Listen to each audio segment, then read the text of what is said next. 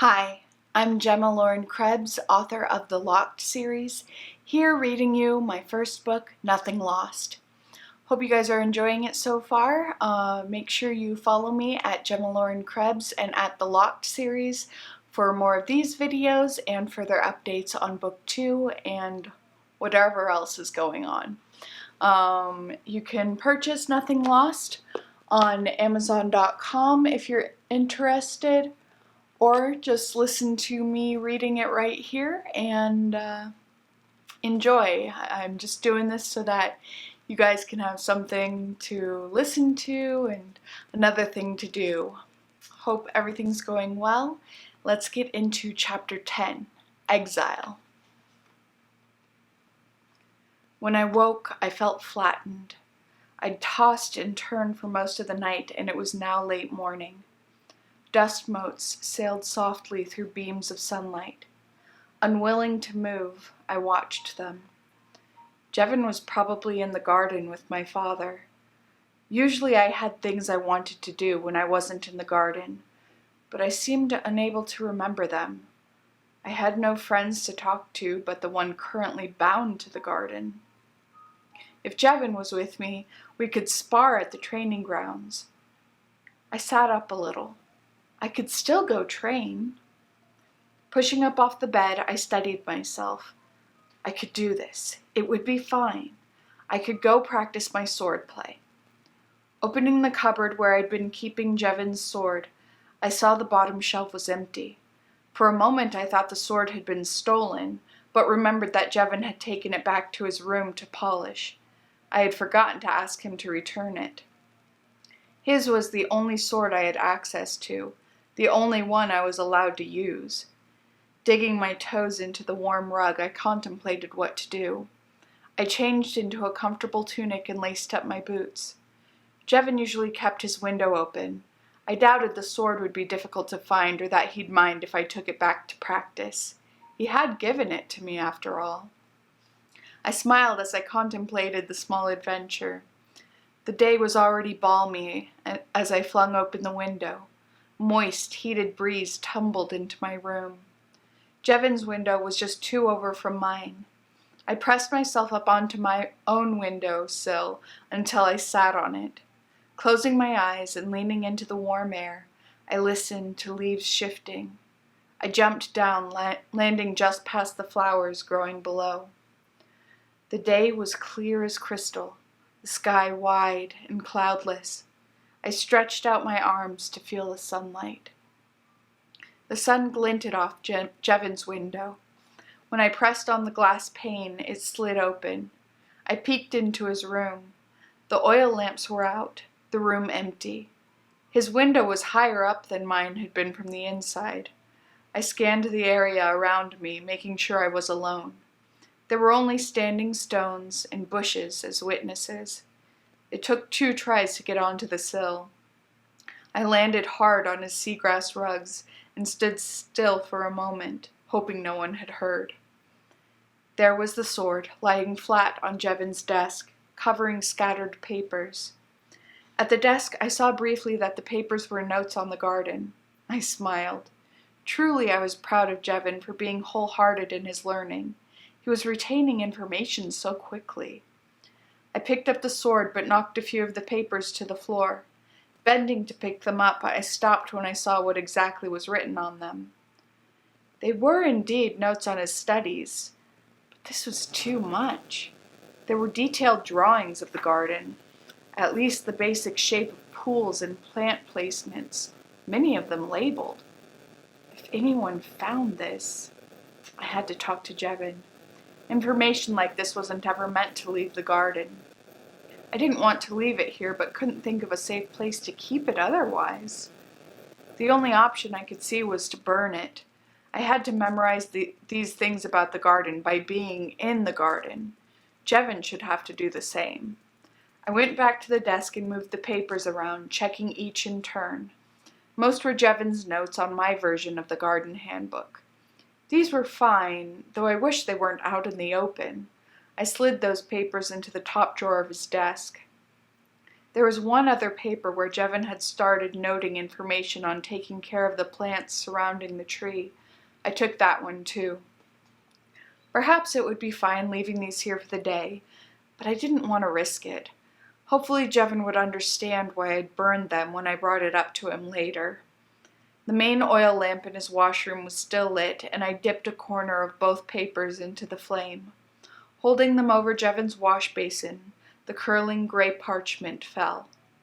When the last parts dropped away, I filled the basin with water, swirled it around to get the pieces loose, and poured the remnants out the window. The basin went back in its place, and I picked up the sword, belted it around my waist, then leapt back out into the bright day. Ch.10 still had so much to learn. He was doing well, but I had to make sure he understood all aspects of his position. Secrecy was essential. I decided I would meditate before training to get into the proper state of mind. The ruins would be fit for this. Perhaps it was me missing the garden or the fact that sweat was already beginning to coat my feet, but I took off my boots and carried them as I made my way to the ruins. I was still concerned about Ch.10, but once again began to truly enjoy the day. There was life everywhere, birds rushing here and there, filling the air with song, insects zipping in every direction, and a half-hearted breeze starting to pick up. Near the ruin site, I spotted Hen and Medi, 2 boys I was barely acquainted with. I was close enough that they had already seen me. Not wanting to meditate with other people around, I nodded in their direction, then walked past the ruins. Hen yelled over, "Oi, Shaylight! What are you wearing there? Where's your dress and shoes?" I lowered my head, quickening my steps. I heard Medi say quietly, "Hen, don't." "And, hey, isn't that Ch.10's sword?" Hen continued, ignoring Medi. "He probably let, her use it," Medi said. "Don't know about that." I sped out of earshot and was glad when they didn't follow. I'd almost forgotten the issues I'd been having with everyone in the palace, too focused on training Ch.10 lately. I couldn't retaliate, though. I wouldn't give them fuel, and it was pointless to start something up. From here I could see the peak of Crestalon, the dormant volcano. There was a spot not far from it where I could train instead, only half an hour's walk. The day was beautiful. I still held my shoes, so I was having to be more aware where I placed my feet, avoiding pebbles. Somehow, though, I was comfortable. Having my feet free put me in the mindset of the garden. The sand or soil shifting beneath me gave a deep sense of connection. I felt on level with the land. As wind wrapped around me and insects whizzing by, I thought of nothing else and was simply held in the moment. Before long, I was breaking through dense greenery into an open area. Somehow, I always forgot about this place. It was a little further from the palace than I cared to wander, so I didn't visit often. A fall of clear water came down large panes of rock into a pond. Colored stones sat at the bottom of the pool, and water plants waved beneath the surface. I closed my eyes, listening to the rushing fall, drowning out all other sound. Soft, lush grass grew beside the water, and I lowered myself into its sweet scent. I crossed my legs, closed my eyes, and began to breathe, lengthening each breath as I went. Tension released. As it did, I felt a tear roll down my cheek. Breathing, letting myself come back to me. Soon sound was lost. My hands and heart center began to tingle, feeling less pressured. I didn't try to think of anything specific. I finished the meditation and opened my eyes, rising. It took little effort. I felt quiet within. My mind clicked into the knowing mindset, a ringing emptiness that somehow always felt as if it overflowed. Before returning to the training grounds, I found I wanted to do some warm-up exercises in the mindset. Once or twice I had unexpectedly fallen into it to spar. Today it felt right. I drew the sword and began a simple exercise, without thought. It was almost as if the sword swung itself, jabbing, withdrawing, cutting through. The enemies weren't invisible this time. They were nothing at all. My breath grew heavy long after it usually would have, and only when I was panting did I stop, realizing what I'd been doing. The mindset made everything different. Today's exercise had been better than ever. I'd felt at peace. I looked at my fingers gently holding the sword, the Fenian peel digger smiling widely, and I released it back into its scabbard, dropping down into the grass.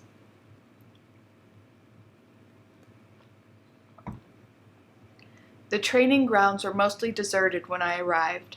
5 off-duty guards trained on the far side, but there was no reason that should interfere with my training. I began by running in loops around a good half of the grounds, staying out of the guards' way. After warming up my body, I stretched it out carefully, then began drills of punches, kicks, and a few more complicated moves I favored: arm blocks, knee jabs, and dodges. I was impressed with my speed and was smiling as I finished when I heard a voice behind me. "You're the one who's a girl, aren't you?" I turned around, panting slightly, to find 3 guards standing there watching me. "Yes," I said. "You're quite fast." This was a guard standing a little farther forward than the other 2. "I try." "You probably shouldn't be training anymore, though. Ain't proper," said one of the other ones. I did my best not to roll my eyes at this. Here we were again. "I won't stop training simply because you know I'm a girl now," I said, keeping my voice polite. "I was a girl this whole time." I tried to continue my exercises, thinking on the sword moves I wanted to practice. "Yeah, we heard about that. Shouldn't have been training at all then, should you? Ladies can't fight." I knew I should have turned away and ignored them, but I found I wasn't able to. Anger and indignation rose within me. I said before I realized, "Well, come and spar with me then. I'll show you ladies can fight." 2 of the guards looked appalled at this. "Can't fight a lady," said the front one. The 3rd guard let out a short laugh, his teeth sharp with his mouth open. The last guard, who hadn't spoken yet, backed away, but the one who had scoffed said, "We're trained guards. You can't go up against us, lady or not. You're just a member of the palace staff. Haven't even trained properly." I shrugged. "Then spar with me." Perhaps I was going to have to start proving that I should be here at the palace. "No, can't." "All right, then." The 3 of them spoke at the same time, the sharp-toothed one agreeing to my challenge. I used to spar with other boys every day. I had never, however, sparred with a guard who was fully trained. I hoped I could at least show that I was a semi-decent fighter. I was rarely beaten when I trained with the other boys.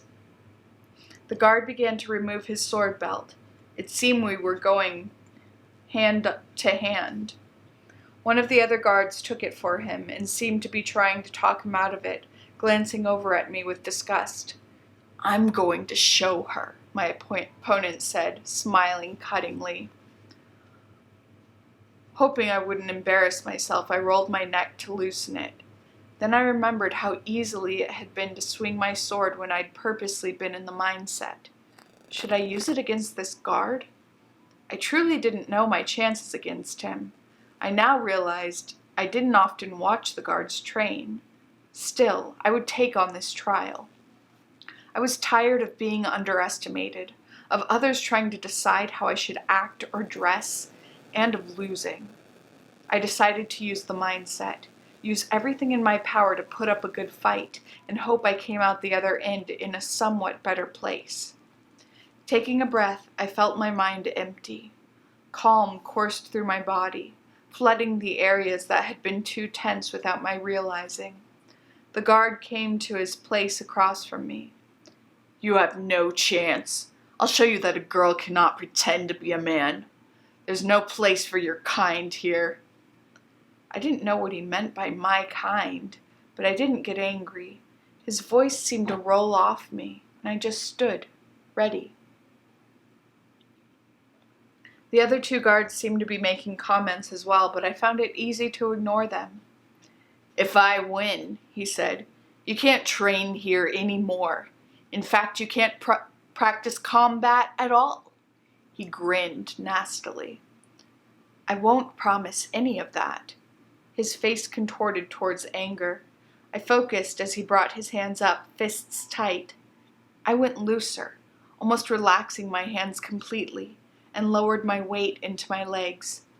The guard came at me, but I dodged and spun around him, catching his shin with a hook of my leg, setting him off balance.